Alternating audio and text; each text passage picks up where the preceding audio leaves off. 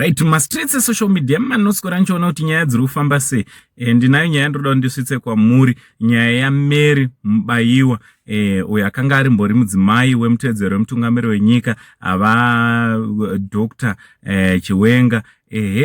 Nyaya yake yeurwere hwake ndofunga munoiziva yaane nguva Mary asiri kunzwa zvakanaka, asi pari zvino yasvika panotorwadza. So ndo yandoda ndikupe update kuti zviri kuitika.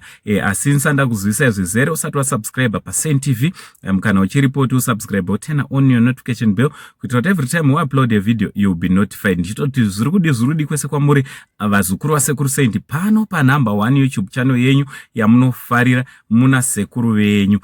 So nyaya ndauya nayo vazukuru inyaya yaMary Mubaiwa uyo akanga ari mbori mudzimai wevanova mutevedzeri wemutungamiri wenyika ava Constantine Chiwenga.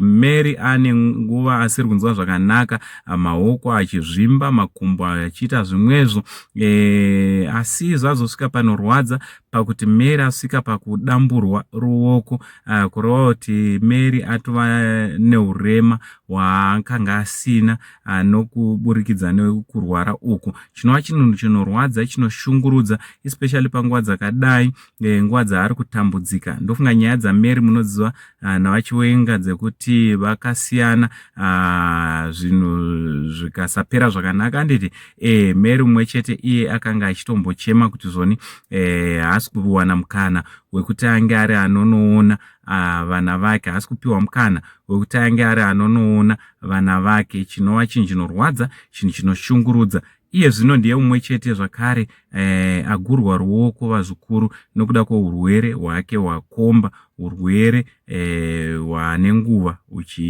uchimushungurudza. Aiwa, ndo zvatangoti tichikuzivisai vazukuru zviri kuitika mumastreets esocial media. Tingoti aiwa, ngatimurangarire pamunamato mwanasikana uyu panguva dzekuremerwa kudai, panguva dzinorwadza kudai. Aiwa, anotongosimbiswa badzi neminamato yenyu. Aiwa, ndo zvatatiwe kuzokuzivisai pano paSend TV. Imonyoro comment section kuti munofungei nezvenyaya iyi. From Uncle Saint, the only Zim uncle, pari zvino ndichiti much love.